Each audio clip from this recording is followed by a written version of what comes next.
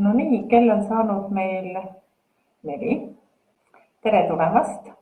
Andke mulle palun märku, et kas te chati kaudu, kas te kuulete mind.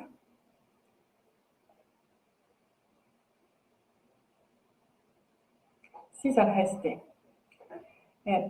Minu nimi on siis Anu Harjo ja mina olen täiskasvanute koolitajate kutse andmise hindamiskomisjoni esimees olnud juba 6 aastat.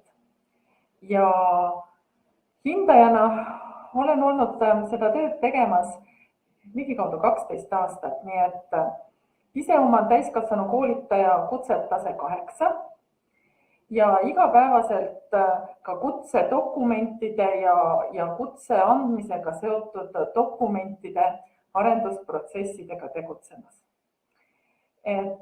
See ei ole küll minu põhitöö, aga lisaks kõigele tuleb ju ka anda panus just nimelt kutse arendamise osas. Ja võib-olla siis täna vaataksimegi, et kui lihtne või kui keeruline see kutse taotlemine meil iseenesest on. Et inimesed annavad meile peale kutse taotlemise protsessi väga tihti tagasisidet ja tagasisidet antakse just positiivses võtmes eelkõige nende poolt, kes kutse saavad ja toovad väga häid tähelepanekuid ka välja inimesed, kes kutset saanud ei ole. Ja siit võib-olla me täna siis vaataksimegi, et me saaksime sellise hea emotsiooni ja positiivse kogemuse osaliseks selles mõttes, et kuidas seda kutset siis taotleda, millele tähelepanu pöörata ja mida ja mismoodi siis neid tõendusmaterjale ka esitada. Uku juhtis mu tähelepanu siin, et kuupäev on 23.08.2021 ja et täpselt samad slaidid olid kasutamisel ka eelmisel webinaril, mis siis toimus sügisel, et mitte midagi sellest vahepealsete taotlusprotsessis muutunud ei ole. Nii et samade slaidide põhjal räägime siis ka lahti selle taotlusprotsessi, mis siis ootab ees algusega 1. veebruar. Mis see täiskoolitaja kutse siis üldse on? Kui me vaatame nagu seda kutset selles mõistes veidi laiemalt, et see on tegelikult kvalifikatsioon. Ehk see, et mul on ühes või teises valdkonnas olemas mingi kindel kompetents. Ja kõik kutsega seonduvad ehk selle kvalifikatsiooniga seonduvad nõuded, oskused, pädevused määratakse ära siis kutsestandardis.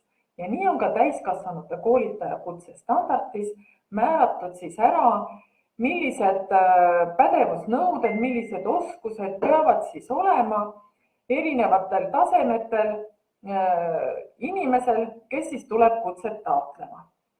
Et juhin siin just tähelepanu sellele, et kutsestandardis on ära kirjeldatud miinimumtase.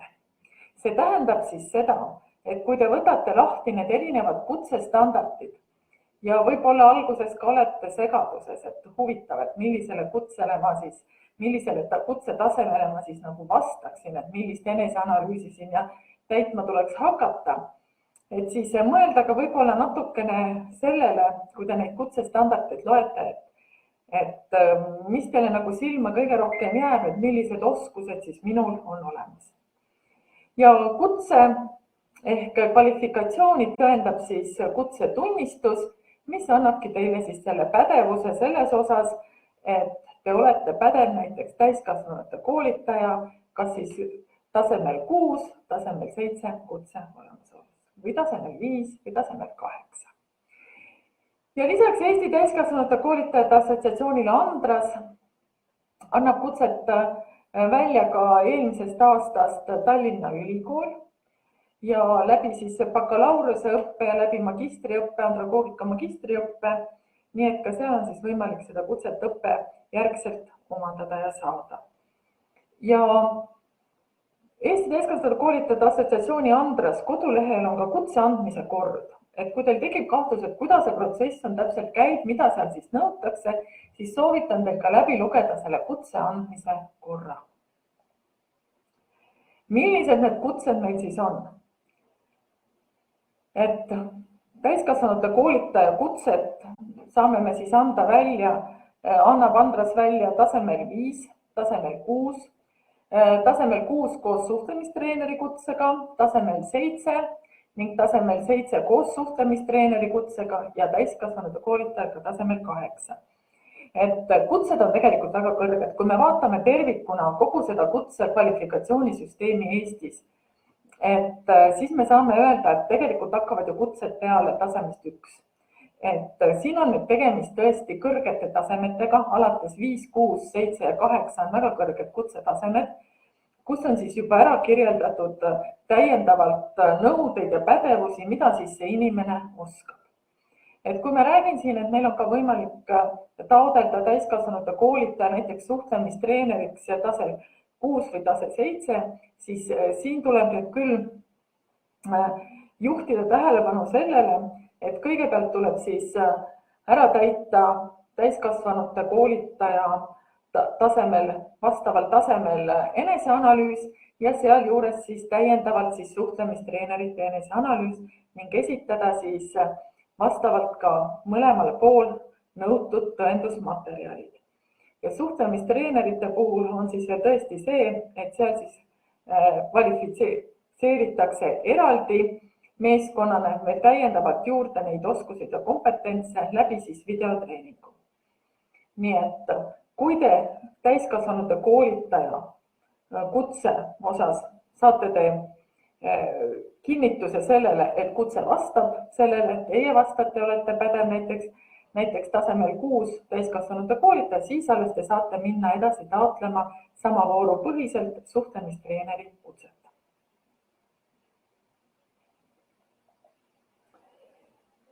Aga kõigepealt, kui te üleüldse otsustate, et kuidas nüüd siis kutset taotlema hakata. Täna, kes te olete võib-olla ka arvuti taga seal, et hea oleks korraks minna läbi Andrase lehe just nimelt sinna kutsestandardite juurde ja teha lahti see täiskasvanute koolitajate kutsete lisad.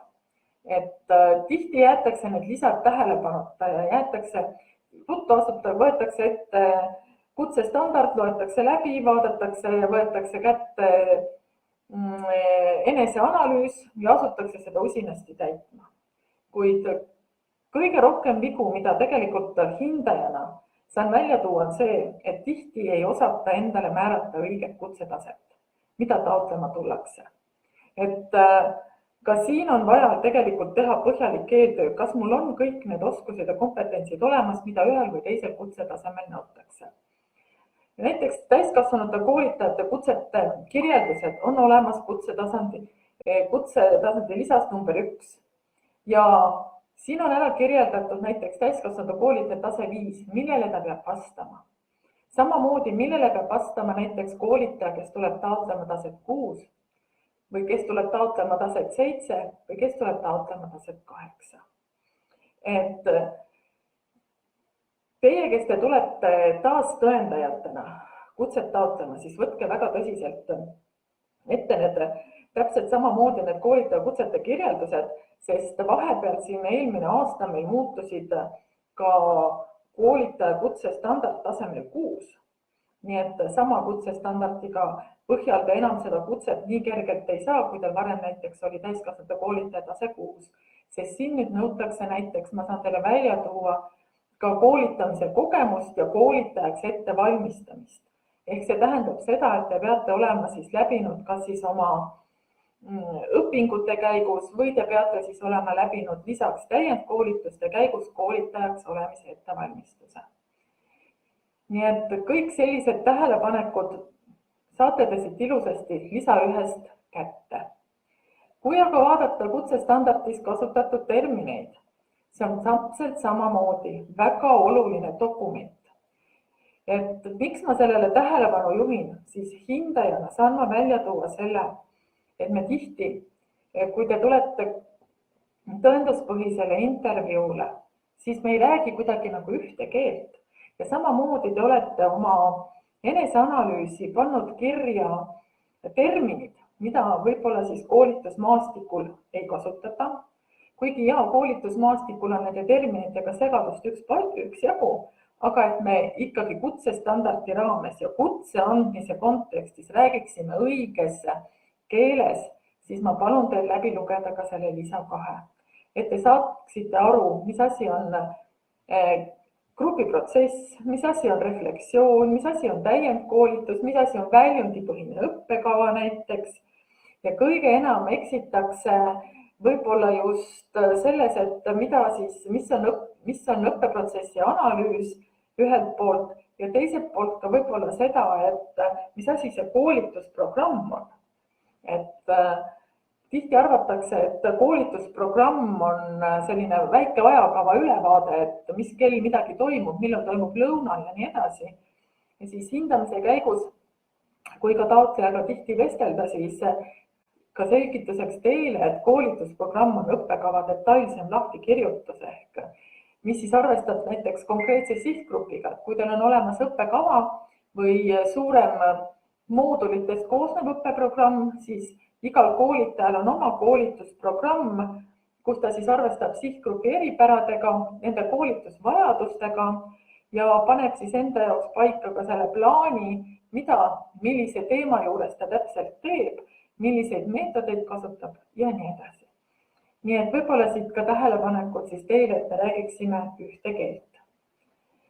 Mis veel? Kindlasti lugege läbi täiskasvanute koolitaja eetikakoodeks. Miks ma seda väga soovitan, on see, et me hindajatena ka aeg-ajalt küsime sealt ühte või teist tähelepanekut, et kuidas, mida ja mismoodi te siis oma töös seda eetikakoodeksi näiteks rakendate ja mis on teie jaoks selles eetikakoodeksis oluline.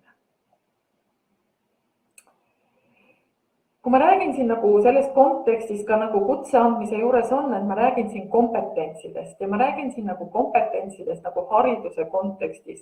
Ühelt poolt siis isiku teadmiste, oskuste, hoiakute ja väärtushinnangute kogum, et ka see väärtushinnangute kogum on koolitaja puhul väga oluline, siis me räägime siin ka täiskasvanute koolitaja kutse juures. Räägime me ka siin erialasest kompetentsist ja me räägime siin ka üldistest kompetentsidest. Mida see erialane kompetents siin siis tähendab? Et siin on olemas siis vajalikud kindlas valdkonnas töötamiseks oskused ja nõuded. Siin ärge nüüd ajage segi kahte mõistet. Et üks on kindlasti see, et kui te olete õppinud psühholoogiks, personalijuhiks, sotsiaaltöötajaks või kelleks iganes teedeehitajaks, siis seal on teil ju omaette ette nähtud kindlas valdkonnas töötamiseks oskused ja kompetentsid. Kuid siin me tegelikult lähtume just nimelt koolitaja kompetentsidest.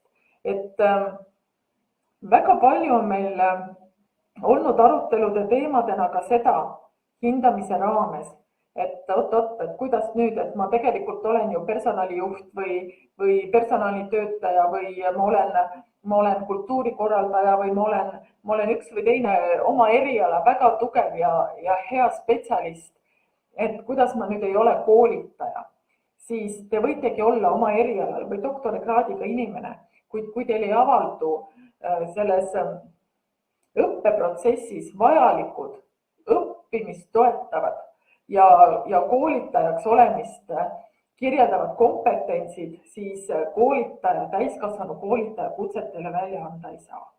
Nii et siin on nüüd vaja just lahus hoida see minu põhiprofessionaalne oskus ühes valdkonnas ja lisaks ma ütlen alati selle juurde ilusasti, et see koolitajaks olemine on nagu see ruum, mille me loome, et anda edasi oma erialaseid teadmisi ühes või teises valdkonnas. Et võib-olla see seletab kõige paremini lahti neid mõisteid. Ja ülekantav kompetents ongi tegelikult sellised kompetentsid, mis siis võimaldavad meil siis hakkama saada väga erinevates ja muutuvates töövaldkondades ja keskkondades ja teatud kutsealal töötamiseks vajalikud pädevused just määratletaksegi ära siis meil nendes kutsestandardites. Kutsestandardeid on Eestis väga palju ja täiskasvanute koolitaja oma on siis üks nendest kõikide oma kutsetasemetega. Millised siis on meie kompetentsi läbivad tegevusnäitajad? Et ka seda on oluline teada, et kui te teete lahti just nimelt eneseanalüüsi, siis teid ees ootavadki läbivad tegevusnäitajad. See tähendab seda, et te peate siis kõikide nende teemade juures, mis siin on ka punktidena mul välja toodud, lahti ilusasti kirjeldama, kuidas ja mismoodi te neid protsesse siis teete. Et juhin tähelepanu sellele, et kui meil on näiteks siin läbiva kompetentsina, et valdab koolitusel käsitlevat valdkonda, teemat või ainet, siis te kirjeldategi näiteks seda, et kui te õpetate psühholoogiat, et teil on olemas selleks, mis ainet te õpetate, ka pädevus, et te olete seda ka õppinud, et selles mõistes, kas te olete õppinud seda ja omandanud kogemuse läbi tööprotsessi, õppinud seda ülikoolis, õppinud seda kvalifikatsioonikursusel või kus iganes, et te kinnitate läbi selle oma teadmist ja oskust ja tõendusmaterjalina loomulikult sobivad siia juurde kõik need dokumendid. Et siin ka just nimelt, et alates tasemelt 6 me ootame ka siin seda dokumenti või kus te tõendate, et teil on olemas ka siis läbitud või omandatud teadmised just nimelt koolitajaks olemise kursustel. Ja samamoodi, kuidas te siis kõik ennast kursis hoiate selle valdkondliku oma eriala valdkondliku uuendustega, mida te olete siis ülikoolis või kuskil õppinud või omandanud ja mismoodi te neid seda arvestate ka täiskasvanukoolituse maailmas. Nii et kõik see on tegelikult väga oluline, sellepärast, et toon teile ühe näite elust. Et meil oli väga tubli kõrgharitud magistrikraadiga inimene, kes oli lõpetanud hoopis kunstialase eriala ja tema soovis nüüd tulla taotlema kutset, sest ta leidis, et väga hea, et tema tahaks olla keeleõpetaja. Ja tal ei olnud selleks mitte ühtegi pädevust, samas keele metoodika õpetamise juures on tegelikult väga oluline teada ka neid erinevaid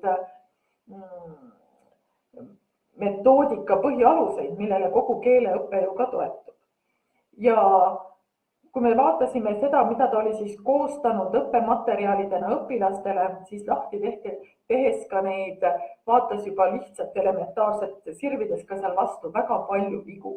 Nii et meie ei hinda teie oskusi olla pädev teie oma kitsal erialal, vaid meie vaatame, kuidas ja mismoodi see kõik avaldub just nimelt koolitajaks olemise protsessis. Seda, kas te oskate psühholoogiat, seda, kas te oskate kultuurikorraldust, seda, kas te olete pädev sotsiaaltöös või mingis muus teedeehituse valdkonnas, see ei kuulu meie kompetentsi, kuid kui te seda õpetate, siis see on oluline näha meile, et teil on ka see pädevus selles valdkonnas olemas, mida te tahate teistele inimestele jagama. Ja kui teine punkt siin on, kus on täiskasvanu koolituse ja andragoogika põhiprintsiibid.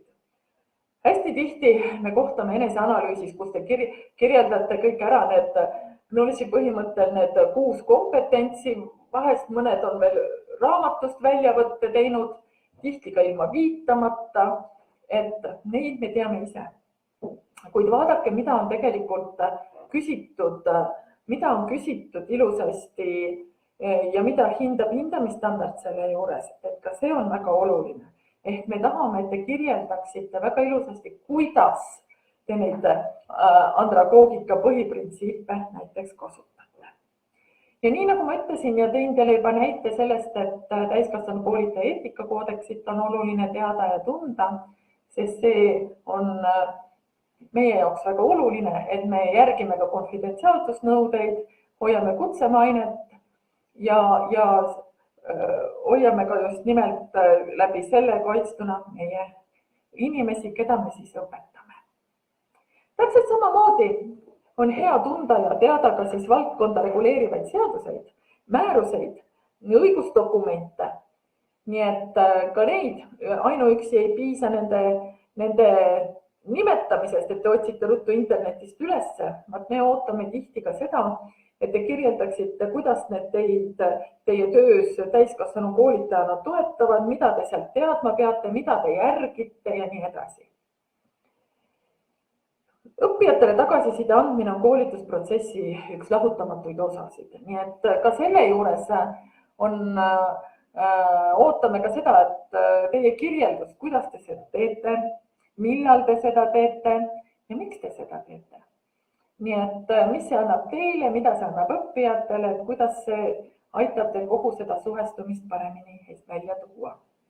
Ja loomulikult läbi eneseanalüüsi me järgime ka sellise koolituse läbiviimise keelt kõnes ja kirjas, kui korrektselt te siis suhtlete. Ja kas te kasutate ka ajakohaseid IKT vahendeid? No tänapäeval on see juba nagu ju viimase 2 aasta jooksul meil kuidagi nagu tulnud nagu tavapäraseks, et väga paljud koolitajad ja tegelikult koolitavadki üle veebi. Nii et ka see on nagu oluline. Kui teil tekib küsimusi, siis jooksvalt palun pange chati küsimused. Et Anneli küsib, et kas see salvestus laetakse üles. Ma loodan küll, et see salvestus laetakse üles, sest eelmise sügise salvestused on ka ilusasti olemas siis kodulehel. Et te saate ka järgi vaadata, kui mõni asi vajab meenutamist. Ja siis meil on täiskasvanu koolitaja kohustuslikud erialased kompetentsid. Need on kõik need erinevad teemad, kompetentsid koos erinevate tegevusnäitajatega, mis siis on ilusasti olemas meil eneseanalüüsis ja välja toodud ka kutsestandardis. Punkt arendusloome või teadustegevus täiskasvanu hariduse valdkonnas, et seda ei ole tasemel 5. Aga tasemel 6, 7 ja 8 on ta olemas ja juhin tähelepanu sellele, et igas kutse tasemel on erinevad nõuded. Ka õppeprotsessi ettevalmistamise, läbiviimise, õppeprotsessi õpitulemuste analüüsi ja hindamise osas ja professionaalse enesearendamise osas. Et teie, kes te olete võib-olla siin kuulamas täna taastõendajatena, siis tuleb teil ikkagi võtta uus vorm, mitte oma vana vormi kasutada, mida te vahest kipute tegema. Et võttagi lahti uus vorm, et kuna seal ei kattu enam need tegevusnäitajad ja nõuded. Nii et selle tõttu sellele siis ka rohkem tähelepanu. Et võib-olla ma alustan ka enne, kui me lähen nagu detailsemalt lahti kirjeldamise juurde, et kui te olete ka Andrase kodulehel kogu neid dokumente ka jälginud, siis kindlasti ka avaldus. Avalduse peal märkida siis ka ära, kus tuleb esitada ilusasti enda e-portfoolio aadress koos parooliga, kui te olete seda kaitsnud parooliga ja kindlasti avalduse vormil tuleb ära kirjeldada või teha linnuke, et te olete nõus, et kui te saate kutse, siis see avaldatakse ka kutseregistris. Miks see oluline on? Kui te soovite tulevikus osaleda riigihangetel, teie jaoks on see näiteks oluline, siis kõik riigiasutused vaatavad siis seda kutsete olemasolu just eeskätt riigihangete raames, vaatavad just kutseregistrist. Kuna see on riiklik register, siis selle põhjal ka siis vaadatakse, kas teil on kutse või teil ei ole kutse ja milline kutsetase teil on. Isikut tõendava dokumendi koopia ja isikut tõendavat dokumenti me nõuame ka kutsevestluse tõenduspõhise intervjuu ajal, kus te siis seda, kuna me teeme seda üle Zoomi, siis saate seda siis meile ka ekraanile näidata. Maksekorraldus. Maksetest ma räägin võib-olla päris lõpus. Ja e-portfoolio, et tihti küsitakse ka seda, et mis asi see e-portfoolio üldse on ja millest ta siis koosnema peab. Et ühelt poolt on siis e-portfoolio teie kui koolitaja kogumik teie töödest, eneseanalüüsist, CV-st ja ka kindlasti sealjuures koolitusalasest tegevusest. Juhin tähelepanu just sellele, et CV-le, kus on ka koolitusalane tegevus, et kui te kasutate Europassit CV-d või mingit muud teist CV-vormi, siis kindlasti ärge unustage ära seal olemas olevat seda väikest lisa 3, mis tuleb siis võtta Andrase kodulehelt ja lisada siis juurde koolitusalane tegevus. Et me oleme päevi viimase aasta jooksul märganud seda, et kui esitatakse teistsuguseid CV-sid, siis seda koolitusalase tegevust me peame täiendavalt juurde küsima dokumendina, et inimesed ise ei pane seda nagu tähele. Aga see koolitusalane tegevuse vorm peab olema täidetud ja lisatud e-portfooliosse. Ja loomulikult eneseanalüüs. Te olete nüüd selleks ajaks läbi mõelnud, millisele kutsestandardi tasemele te vastate, millise eneseanalüüsi te lahti võtate ja mõelda ka läbi, et kas mul on ühe või teise tegevusnäitaja juures näiteks esitatud tõendusmaterjali. Et kui meil ikkagi ei ole selles näiteks tasemel 7 esitada ühe või teise tegevusnäitaja juures tõendusmaterjali ja võib-olla ka neid kompetentse pole nii palju, et kas siis see tase 7 on ikka minu jaoks õige tase. Et ka seda läbi mõelda. Ja eneseanalüüsi puhul juhin tähelepanu sellele, et te võtate kodulehelt, Andrase kodulehelt, ärge otsige palun internetist, Andrase kodulehelt selle kõige õigema eneseanalüüsi vormi, sest tihti juhtub, et internetis ei pruugi olla see õige vorm, on mingi vale vorm kuskil liiklemas ja siis te täidate ära vale eneseanalüüsi vormi, kuid hindajad ei saa seda hinnata, sellepärast, et tegevusnäitajad ja kompetentsid ei ole need, mida siis selle kutsetaseme juures hinnatakse. Ja kõik dokumendid on leitavad, nagu ma ütlesin, Andrase kodulehelt, kasutage seda kõige otsemat teed nende dokumentide juurde minemiseks. Ja nüüd ma jõuangi siia e-portfoolio juurde veel nagu natukene pikemalt peatuma, et vaatamata sellele, et ma absoluutselt igas vooru juures juhin nagu tähelepanu sellele, et see e-portfoolio ei ole skännitud dokumentide esitamine e-kirja teel, ei ole see Wordi dokumendina, kuhu ma lisan linke juurde esitatav dokument. E-portfoolio on just nagu teie enda koduleht. See on kõige otsesemas mõttes. Ja siia ongi nagu koondatud teie poolt loodud, valitud, järjestatud ning analüüsitud materjalid. Et seega võimaldab meil aru saada tegelikult teie IKT kompetentsist ühelt poolt ja teiselt poolt võimaldab see meil ka siis täiskasvanute koolide kompetentside tõendamist ja peegeldavad ka teie kui taotleja arengut. Ja e-portfoolio koostamise eesmärk ongi tõendada just nimelt kompetentside olemasolu ja nii nagu ma ütlesin, et millest ta siis koosneb, et tihti on seal hästi palju pilte juurde lisatud, tihti on seal erinevaid dokumente juurde lisatud, kuid ühte, mis ma nagu tähelepanu juhin, on kindlasti see, et eneseanalüüs, kui te tahate teha ta kodulehe vormis, siis eneseanalüüs peab olema esitatud seal lehel just nimelt Andrase vormil ehk sellel kindlal vormil, mis on just seal kätte saadud. Miks see oluline on? Täpselt samamoodi toon näiteid nagu hindamispraktikast on see, et on olnud meil juhtumeid, kus inimene vaatab, et ahaa, ma teen sellise e-portfoolio, ma teen ta kodulehe stiilis, et vaat seda kompetentsi mul päris ei ole või seda tegevusnäitajat, mul ei ole midagi tõendada, et siis ma panen näiteks analüüsi ja hindamise osa, õppeprotsessi analüüsi hindamise osa võtan kutsestandardist 5, aga näiteks õppeprotsessi ettevalmistamise tegevusnäitajad võtan kutsestandardist 6 ja tulen taotlema kutsestandardit 6. Kutset 6, tasemel 6, et ka selliseid juhtumeid on. Et sellepärast ongi nüüd nõue, et te võite teha ta kodulehe stiilis, aga me hindame ikkagi seda, mis on siis ette antud vormil ja see on kohustuslik. Nii et kohustuslik on siis tõesti võtta Andrase kodulehelt õige eneseanalüüs ja täita see ja esitada see siis sellise dokumendina koos tõendusmaterjalidega e-portfooliosse. Mis veel? Et hindajatele me tegelikult e-portfooliot sirvides näeme, et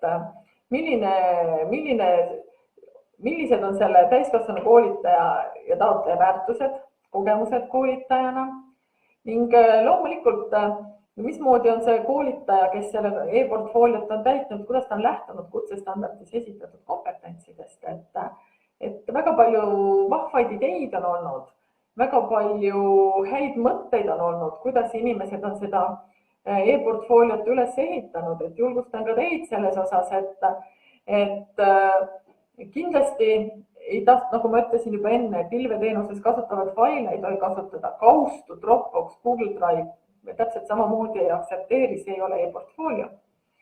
Et e-portfoolio siis koostamise juhis on täpselt samamoodi olemas Andrase kodulehel, mida ma soovitan kindlasti läbi lugeda, sest seal on ka väga palju informatsiooni tõendusmaterjalide kohta. Seda kolm lehekülge jõuate te küll ilusasti läbi lugeda ja saate aru ka tõendusmaterjalide kohta, millised tõendusmaterjalid on siis need, mis tõendavad, mis on otsesed tõendusmaterjalid ja mis on siis kaudsed tõendusmaterjalid. Ja keskkondi näiteks, mis nõuavad hindajate isikustatud sisselogimist, me täpselt samamoodi ei aktsepteeri. Et need keskkondi on olemas, kus nõutakse, et ma peaksin oma isikliku e-mailiga sisse logima, saama kinnituse taotlejalt, et ma tohin nüüd seda tema portfooliot näha, siis seda paraku me ei tee. Et taotleja ei tea, kes teda hindasid, sest meil on kokku 14 hindajat, kes siis hindamisvoorus hindamas on, et taotleja kohtub nendega alles siis vestluse käigus, mitte siis dokumentide ülevaatamise käigus. Nii et seda me tõesti ei aktsepteeri ja me palume alati neid siis ka muuta, kui on veel muutmise võimalus.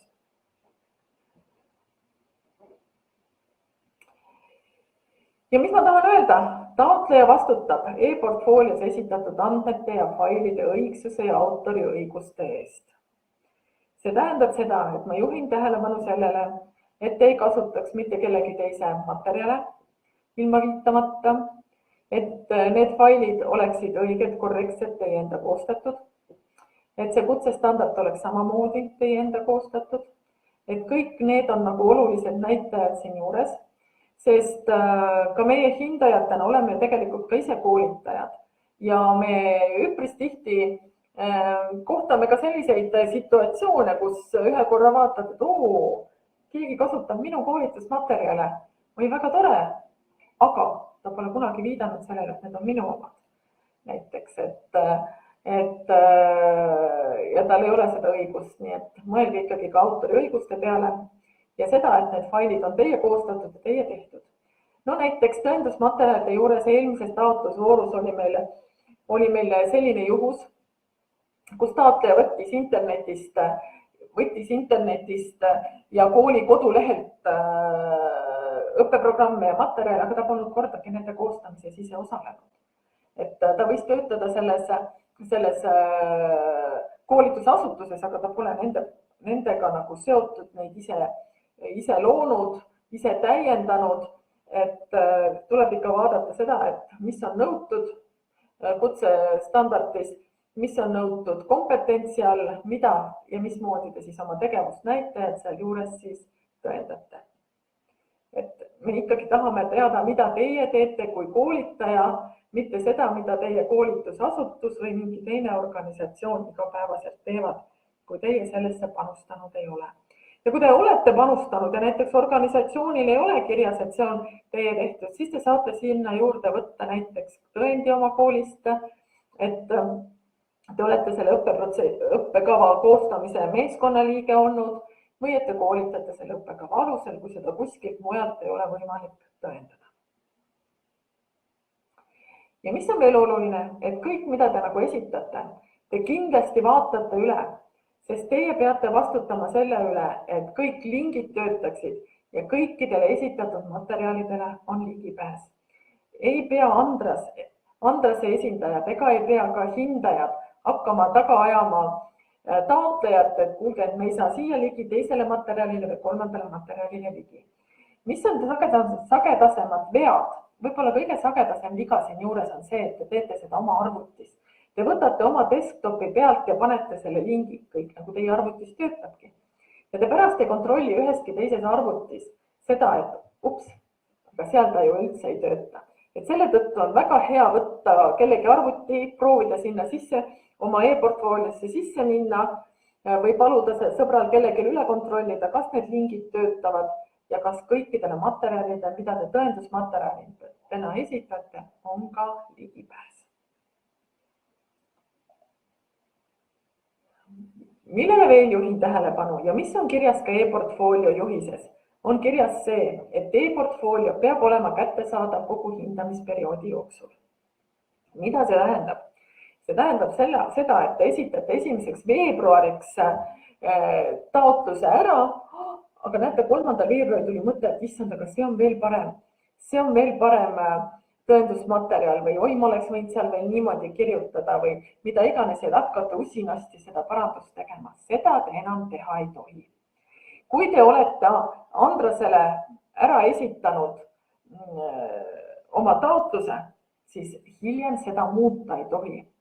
Ainult tohite muuta siis, kui Andras seda palub.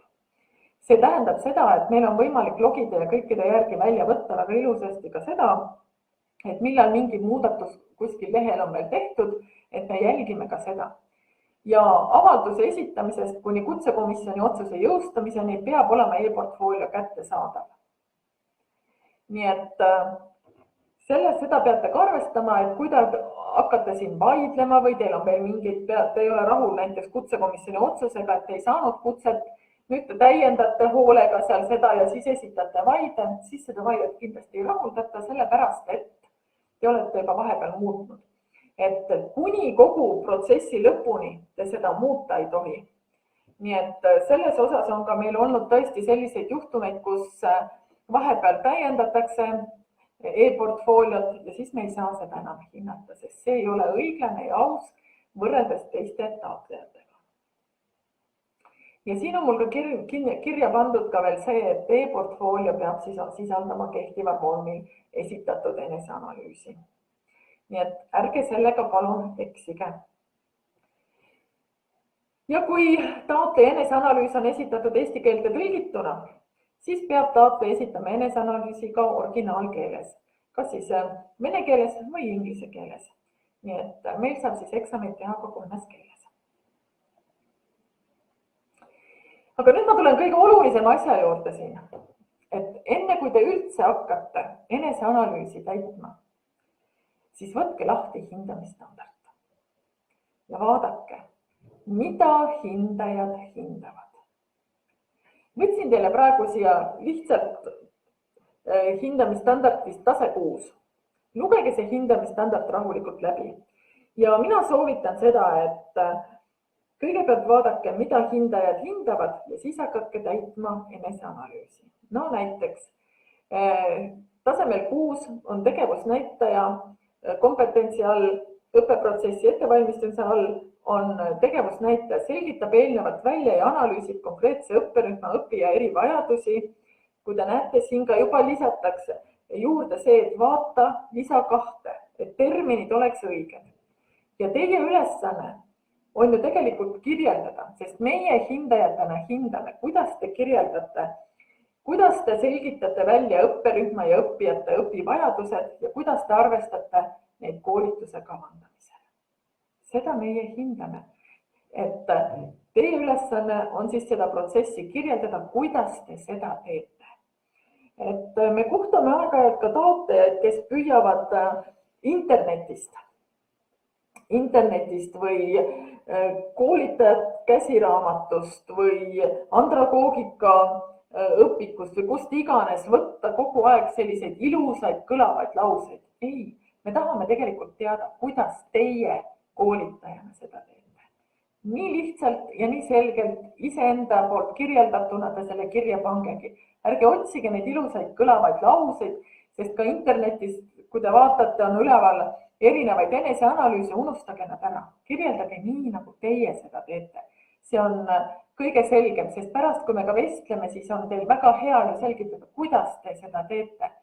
Et mismoodi te neid õppijate õpivajadusi arvestate ja mismoodi te neid koolitusprotsessi ülesehitamisel ka hiljem kavandate. See on tegelikult see, mida me ootame. Nii et ei ole meil vaja siin tarku raamatulauseid, vaid seda, kuidas teie seda teete. Tõin ka siia teise näite, mis on näiteks samamoodi hindamistandardist. Koostab näiteks koolitusprogrammi, planeerib oma tegevuse lähtudes õppekavast.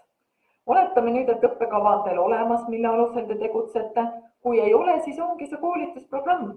Te teete 1- või 2-päevaseid koolitusi, teete nädalaajalise õppeprogrammi või koolitusprogrammi, nii nagu te seda ise õigeks peate ja siin te kirjeldategi oma tegevuse planeerimist, kuidas te seda teete ja esitate siis enda koostatud koolitusprogrammi. Ja kui on olemas õppekava, siis ka selle õppekava, et me näeksime, kuidas see koolitusprogramm ja õppekava ilusasti omavahel kokku lähevad. Ja mismoodi te siis olete oma koolitusprogrammi koostamisel sellest õppekavast lähtunud. Ikkagi see, kuidas teie seda teete. Mitte seda, et kuidas neid asju tehakse, kuidas kirjandus ütleb. Meie teame, mida kirjandus ütleb, aga meie tahame teada, kuidas näiteks teie seda ise teete.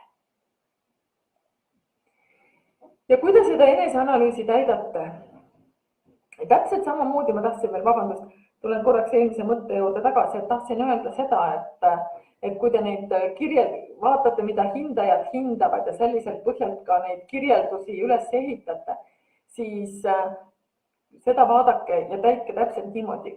Hindamisstandardis hindamiskriteerium, hindajad hindavad seda osa ja teie täidategi nagu seda osa.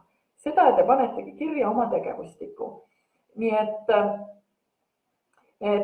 iga kompetentsi juures, iga tegevusnäitaja juures on teie konkreetne tegevus. Ja ärge siis olge kitsid selles osas, et seal on ette antud tähemärkide arv, aga vahest juhtub, et te püüate seda ära kirjeldada 1-2 lausega, siis me küll aru ei saa, mida te olete mõelnud. Et püüdke siis teha siuke ilus kena väike kirjeldus, mida te täpselt selle tegevuse juures teete ja kuidas te seda teete.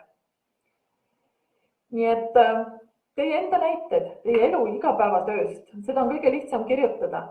Et ei ole vaja tarkadest raamatutest kokku otsida, nagu ma ütlesin, see on teie igapäevane töö, koolitajaks olemisel sõnad lähevad sõlme õhtuks, et nii on ka kõige kergem seda eneseanalüüsi täita.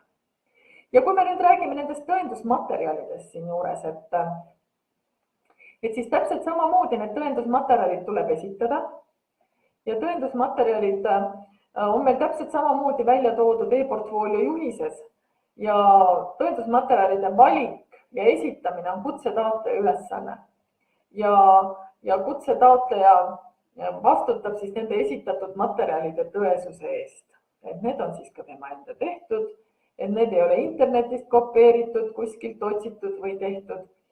Ja hea tõendusmaterjal, nii nagu ütleb ka e-portfoolio juhis, annab piisavad tõendid selle kohta, et vastav kompetents on olemas. Kui te nüüd kirjeldate näiteks väga ilusasti seda, kuidas te seda koolitusprogrammi teete ja mismoodi te seda õppeprogrammiga kooskõlla viite, siis võib-olla ongi kõige parem selle kõige juures see, et te tootegi näiteks siia selle tõendusmaterjali. Või kui te selgitate välja neid õpirühma vajadusi, siis te tootegi välja kas selle kirjavahetuse, kui teil on näiteks tellija, kes tellib ja teda õpperühma vajadusi paika panete, või on teil mingid teised meetodid, siis te võtategi oma enda tegevusest need materjalid, mida te igapäevaselt teete. Et eraldi toota mingit materjali ei ole mõtet, sest ka vestluse käigus üsna ruttu selgub, et kas te selle protsessiga ja kuidas te selle protsessiga toimetate. Nii et selles osas on päris lihtne, et kui te ise enda tegevust korrektselt kirja panete, võtate selle materjali, mida te selle raames nagu teete, siis on teil ka tõendusmaterjalid olemas. Ja hea tõendusmaterjal on asjakohane ja kompetentsidega kooskõlas, nii et ei ole mõtet teha, miks on väga raske, kui te kirjeldate ühte ja tõendusmaterjal on hoopis kuskilt mujalt mingist X asjast, et kui see kirjeldus ja tõendusmaterjal ei lähe omavahel kokku, siis on väga keeruline seda hinnata, sest kui see järsku on see materjal võetud kuskilt, mis ei ole ka teie toodetud, mis ei sobitu sinna tõendusmaterjaliks, siis me kindlasti palume neid materjale hiljem teil täiendada. Nii et selles osas on just see, et seda, mida te kirjeldate, seda ka siis enda tehtud materjaliga tõendate. On nii siis otsesed tõendusmaterjalid, on siis olemas ka kaudsed tõendusmaterjalid. Nii et tagasiside kokkuvõtted, hinnangud teile kui koolitajale, koolitustulemuste, mismoodi te näiteks analüüsite koolitusprotsessi, mismoodi te iseennast arendate professionaalselt, kus koolitustel käite, mida teete, alates tasemel 6 kirjutate ka lühidalt välja näiteks professionaalse enesearendamise juures, kuidas te ise hindate ennast koolitajana, kus on teil veel see arengu ja kasvuruum ja mida te peate endal tugevuseks. Taseme 7 puhul me ootame juba ikkagi paarileheküljelist lahtikirjutust selles osas, et kus te ise ennast siis reflekteerite ja analüüsite koolitajana. Nii et ja taseme 8 puhul veel põhjalikumalt, nii et selles osas on tegelikult läbimõtlemist ja ainest päris palju.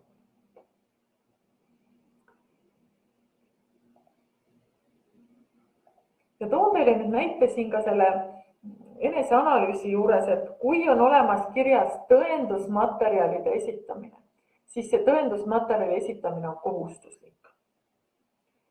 Et siis ei tohi jätta tõendusmaterjali esitamata, siis see tõendusmaterjal tuleb esitada.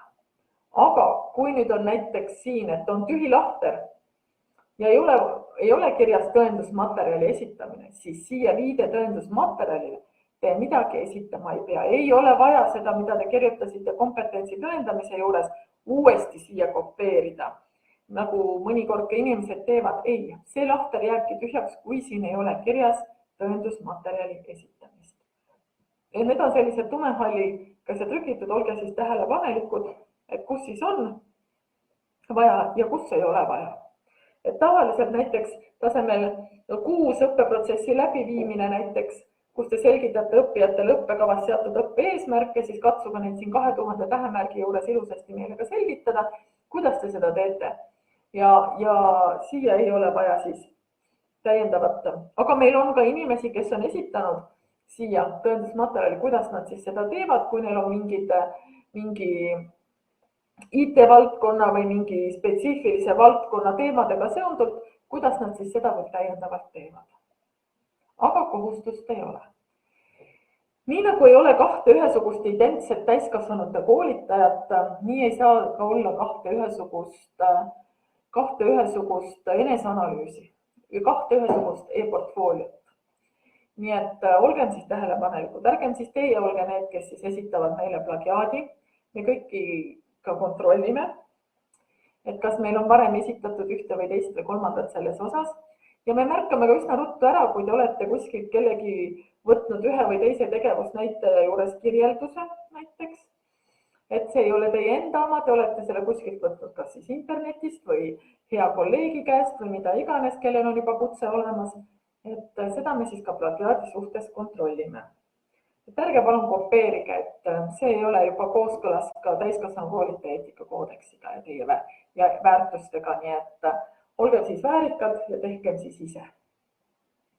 Ja igal pool, kus te midagi kasutate, olgu siis need õppematerjalid, mida te meile lisate täiendmaterjalidena, tõendusmaterjalidena, jälgige palun, et seal oleks korralikult olemas viited, kus te ühte või teist asja olete võtnud ja mismoodi kasutate. Autorlus on väga oluline tänapäeva maailmas. Ja kuidas see kutse andmise protsess siis meil tegelikult käib? Väga lihtne. Teie tutvute dokumentidega, võtate kõrvale hindamisstandardi, võtate lahti eneseanalüüsi ja hakkate seda ilusasti täitma. Täidate ära, esitate sinna juurde tõendusmaterjalid ja selle tulemusena siis esitategi oma e-portfoolio kutseandjale. Kutseandja teostab siis 10 päeva jooksul, sest me kunagi ei tea, kui palju taotlejaid ühes või teises taotlusvoorus osaleb. Et siin tuleb ka nüüd nagu natuke kannatust varuda, sellepärast, et see võtab tavaliselt kuskil 10 päeva aega. Meil on päris suured taotlusvoorud, kus taotlusvoorudes on üle 100 inimesega, nii et eriti just aasta esimese poole taotlusvoorudes. Teise poolel on kuskil 60-70 taotlejat ja kui peale kutseandja teostab kontrolli, siis teile tuleb samal ajal postkasti ka kiri, kus te saate siis valida endale kutseeksami aja ehk siis selle tõendusintervjuu aja. Aga see kehtib põhimõttel, kes ees. Et teil on 3 päeva aega seda valida seal. Need kuupäevad on antud hindajate poolt, ehk see tähendab seda, et siis on ka olemas selleks päevaks 3 hindajat et meil tihti küsitakse, et noh, aga minul ei sobi need ajad, et te peate nüüd ikkagi lähtuma sellest, et te tulete ka kutset taotlema, et ka hindajad, kes teevad igapäevaselt hoopis teist tööd, et ka nendel on oma aegu keeruline sobitada, et kahjuks on just need hindamisajad sellel korral sellised ja kui üldse kuidagi ei sobi, siis tuleb anda sellest ka kutseandjale märku. Nii et, aga soovitan sobima panna, sest intervjuude ajad on väga erinevad, tasemel 5-30 minutit, tasemel 6 tund aega, tasemel 7,5 tundi ja tasemel 8-2 tundi. Nii et ma arvan, et tund aega leiab ikka selle aja ja saab oma töid ja tegemisi siin natukene paremalt klappima panna, kui te teate, et kui 10 päeva kontrollitakse kõikide dokumente ja peale seda hakkab hindamine kuskilt 12. veebruarist ja tavaliselt ta kuu aega kestab. Nii et ikka kuu aja jooksul vast leiate selle sobiva päeva ja aja. Ja siis te tulete kutseeksamile, kutseeksamid, kes tulevad kutseeksamile, siis kutseeksamid toimuvad Zoom keskkonnas, kus teile saadetakse siis vastav link, juhis ja kõik nii edasi. Ja taastõendajate hindamine, kus siis kutseeksamit ehk tõenduspõhist intervjuud ei toimu, aga kui me näeme, et on puudu palju dokumente või mida iganes, siis me küsime neid juurde, kuid on ka viimasel ajal juhtumid, kus me ka taastõendajaid kutsume intervjuule, et paremini saada aru, mida siis taastõendaja on ühe või teise tegevusnäitaja juures nagu mõelnud. Ja kui me oleme oma hindamised ära hinnanud, hindamiskomisjon esitab oma tulemused kutsekomisjonile ja kutsekomisjon teeb otsuse. Ja kutsekomisjoni otsus esitatakse siis kutseandjale, kes siis kutseandja saadab teile siis selle otsuse kutse saamise või mitte saamise kohta. Nii et nii lihtne see protsess ongi.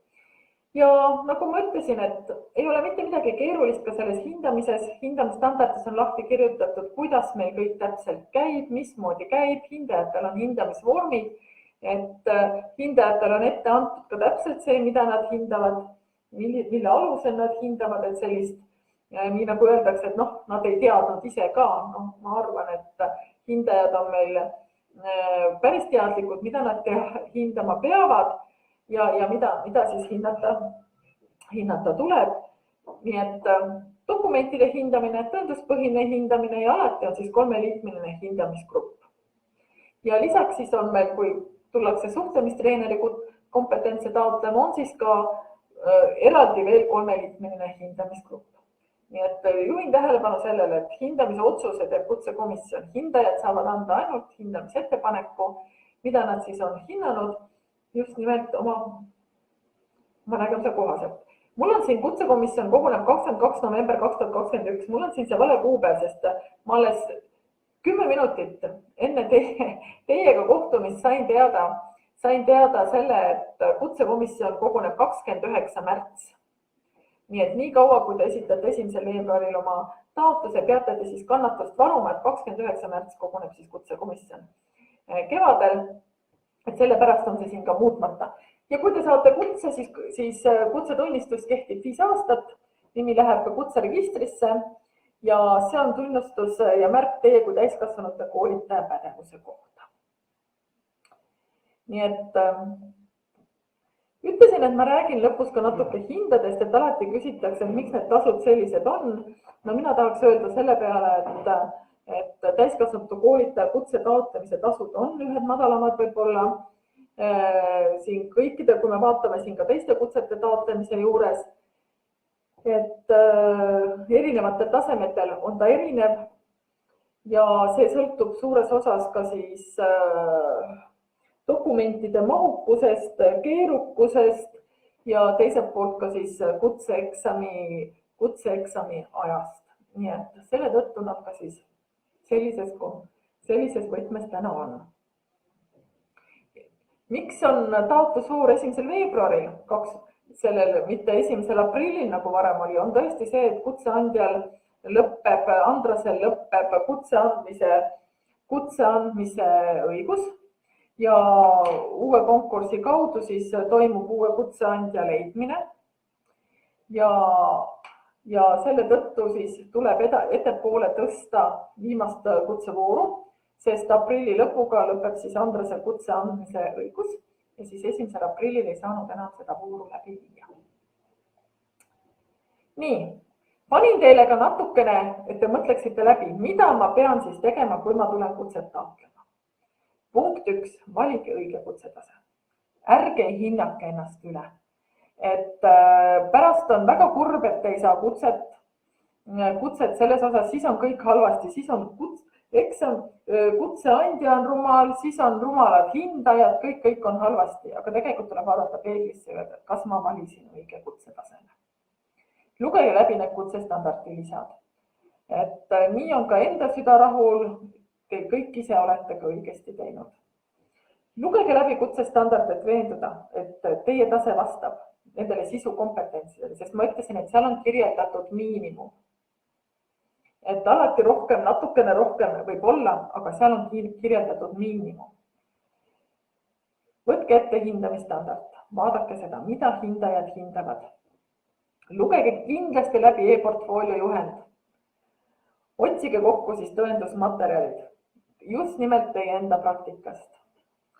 Valige siis e-portfoolio koostamise keskkond, kus te tunnete ennast kindlalt. Veenduge, et teil on kehtiv eneseanalüüsi vorm, asuge siis seda täitma. Ja kindlasti hindamistandardist vaadake, ma kogu aeg rõhutan seda sellepärast, et nii on kõige lihtsam täita. Kõige selgem, kõige konkreetsem, mida hindajad hindavad. Võtke aega ja mõelge iseenda puhul läbi seda, millised on teie koolitaja tegevused. Meie ju hindame teid kui koolitajat.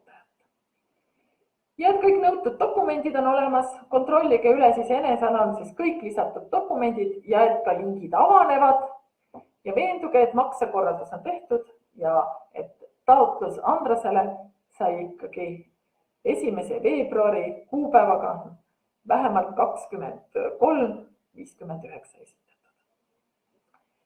Ja õigele aadressile, vahel juhtub ka seda, et ei esitata aadressile, esitatakse Andras, aga tuleb esitada aadressile kutse@andras.ee.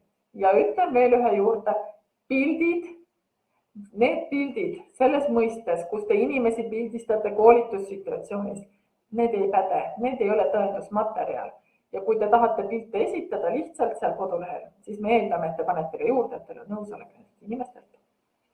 Nii et ka sellele juhin tähelepanu. Marek küsib, et kuidas ma viitan tõendusmaterjal, ehk millega ma tõendan 1-1, selgitab välja eelnevalt konkreetselt. Nagu ma enne ütlesin, et kas teil on kirjavahetus tellijaga või ei ole.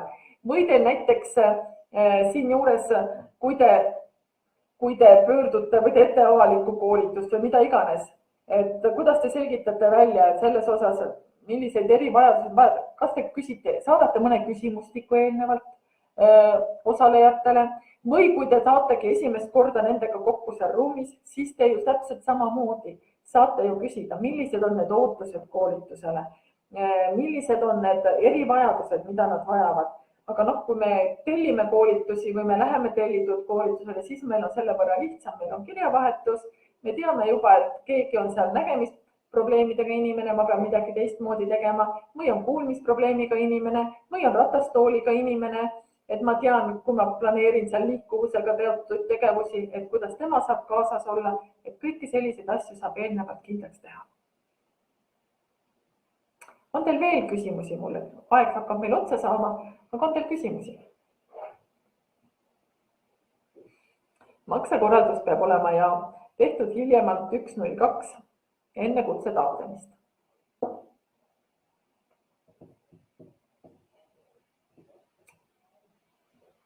On veel küsimusi? Kui teil vahepeal tekib küsimusi, millele te nagu ei oska vastust leida, ärge kartke kirjutada kutse@andras.ee. Seal vastatakse teile tekkinud küsimustele ja me oleme seda ka aastate jooksul teinud, et inimestel oleks see tugi taotluse esitamise juures. Uku küsib, et millised mõisted ja terminid on vaja veel teada lisaks kutsestandardi lisas loetletutele.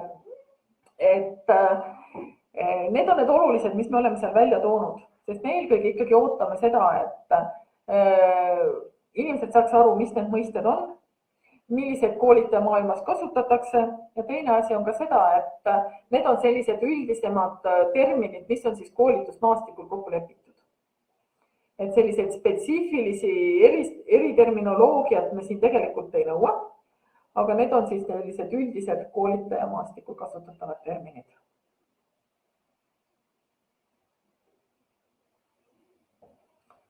Hästi ei saa aru, mida sa Uku mõtled siin, teoreetiline ettevalmistus ja see tähendab seda, et läbitud peab olema koolitaja koolitus. Et kas inimene on omandanud selle siis oma õppekäigus, kas siis ülikoolis juba või teine asi siis tõesti, et inimene on ka 6., 7., 8. kehtib see nõue, et inimene on siis täiskasvanu koolitaja koolituse läbinud ja tal on siis selle kohta olemas ka siis tunnistus. Mida see toob kaasa mõistete ja terminite osas? Loomulikult, et kui inimene läbib koolitaja koolituse, siis seal juba avardub tal see terminite maailm, nii et räägime rohkem ühte keelt. No nii, meie tund on läbi, mulle antakse siin juba märku, et tuleb lõpetama hakata, aga suur tänu teile. Ja kohtume teiega siis tõenduspõhistel intervjuudel ja selles taotlusvoorus. Jõudu teile ja kui on küsimusi, kirjutage kutse@andres.ee. Aitäh teile!